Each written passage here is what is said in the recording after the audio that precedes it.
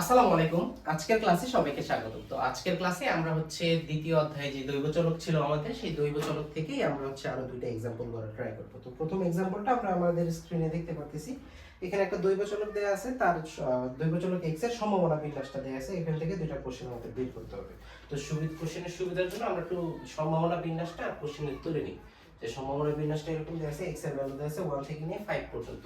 তাহলে 1 2 3 4 5 এইটা। আর প্রত্যেকটার জন্য ভ্যালু দেওয়া আছে, যেমন এটা মানে ভ্যালু বলতে প্রবাবিলিটি দেওয়া আছে। কেমন প্রবাবিলিটি গুলো হচ্ছে 0.25, এটা হচ্ছে 0.25, তারপর হচ্ছে 0.2, এরপর এটা 0.25, এরপর হচ্ছে 0.15, 0.15। এই হচ্ছে আমাদের ভ্যালুগুলো। এটা হচ্ছে x এর সম্ভাবনা বিন্যাসটা। গ নম্বরে আমাদের বলছে যে f(3) মানে ক্যাপিটাল f(3) এটা বের করতে। এখন এটাকে আমরা জানি কি বলতাম, এটাকে আমরা বলতাম হচ্ছে বিন্যাস ফাংশন, মানে বিন্যাস ফাংশন বলতাম। এখন এটা যেহেতু বিচ্ছিন্ন দৈবচলক আমরা দেখতে পাচ্ছি, তো বিচ্ছিন্ন দৈবচলকের ক্ষেত্রে আমরা কি বলছিলাম যে যদি বলে f(3) তাহলে 3 থেকে নিয়ে এর আগে যতগুলো আছে সবগুলোর সম্ভাবনা যোগ করতে হবে। মানে f(3) যোগ করব, f(2) যোগ করব, f(1) যোগ সরি p(3), p(2), p(1) যোগ করব। যেমন এই যে এখানে 3 এর আগে এই যে এই পর্যন্ত হচ্ছে 3 এর আগে যে যতগুলো ভ্যালু আছে সম্ভাবনা, তো সেইগুলো যোগ করব। তাহলে যে এগুলো যোগ করে দিলাম, তাহলে লাস্টে কত হবে এখানে, এটা হচ্ছে 0.3, 3 এর জন্য প্রবাবিলিটি অফ 3 হচ্ছে 0.25, এরপর হচ্ছে 0.2, এরপর হচ্ছে 0.25। তো এটা অ্যানসার পাবো 0.7। এই হচ্ছে আমাদের কাঙ্ক্ষিত অ্যানসার। শেষ। এটা বেশি বড় অ্যানসারটা, তো সিম্পল অ্যানসার।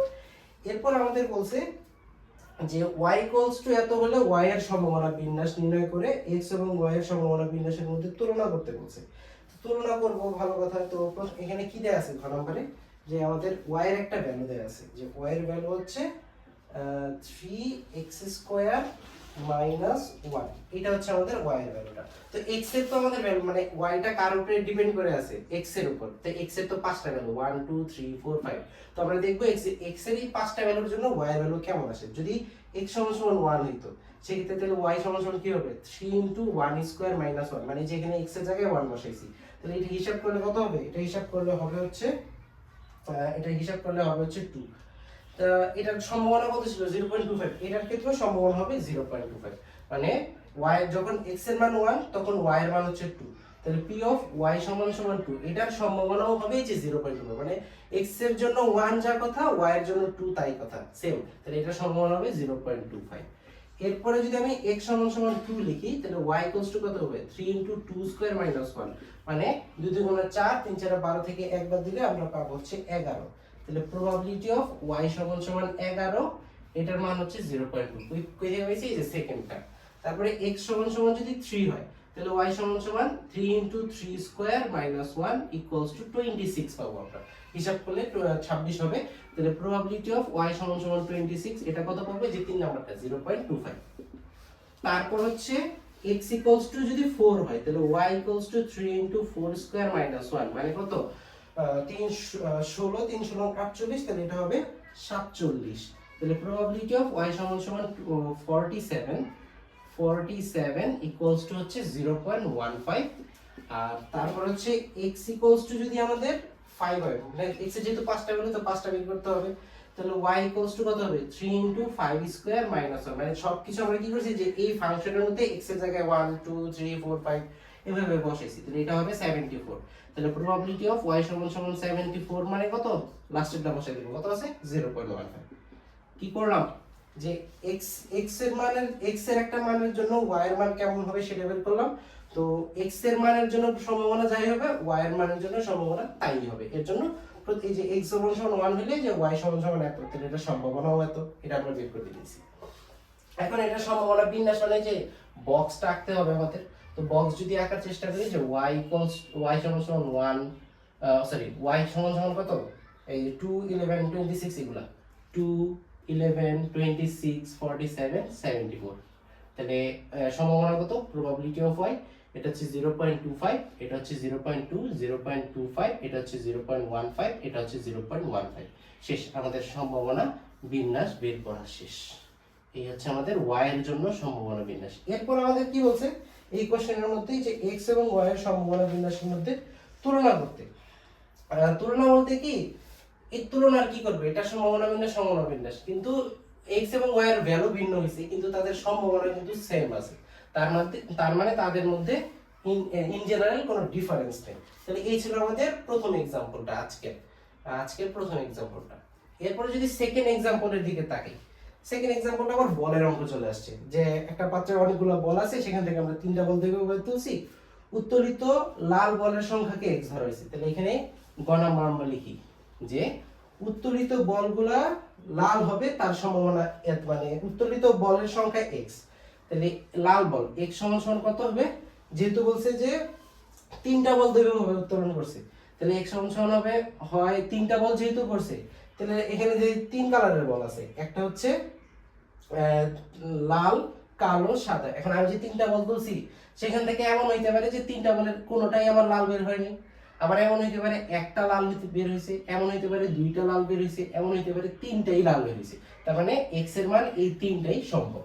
এখন এখানে আমার টোটাল বল আছে কয়টা, যদি একটু লেখার চেষ্টা করি, 4টা আছে লাল বল মানে 4 রেড, তারপরে হচ্ছে 6টা কালো মানে 6 ব্ল্যাক, আর হচ্ছে 5টা সাদা তাহলে 5 হোয়াইট। তাহলে টোটাল বল আছে কয়টা, এখানে টোটাল বল আছে 15টা বল আছে।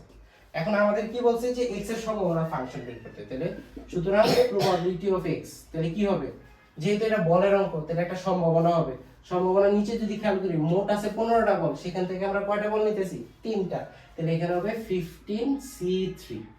এরপর আসি, আমি কি বের করতেছি, লাল বল উত্তোলন হওয়ার সম্ভাবনা। তো লাল বল কয়টা আছে, 4টা, তাহলে নিলাম 4টা সি।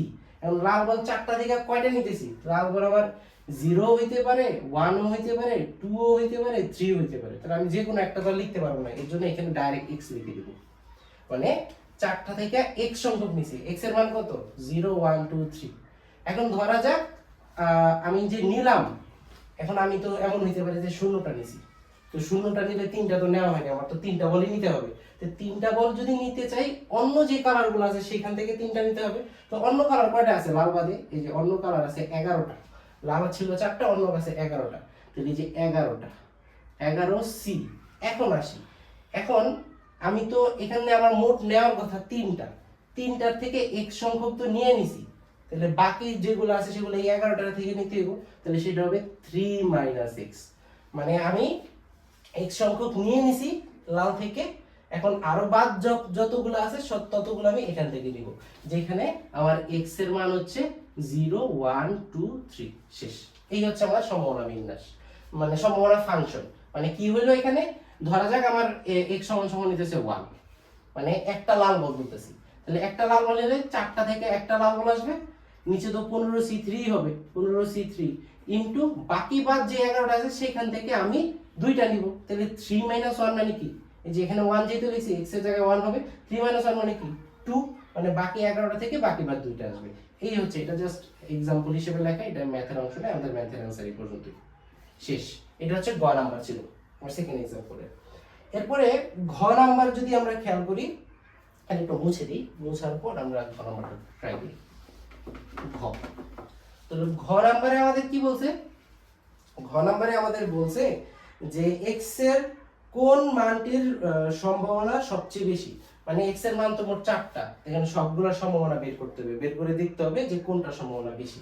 মানে p of x = 0 এটা আমরা বের করব, p of x = 1 এটা বের করব, p of x = 2, p of x = 3, এগুলো আমরা বের করে দেখব কোনটার মান বেশি কম এটা দেখব।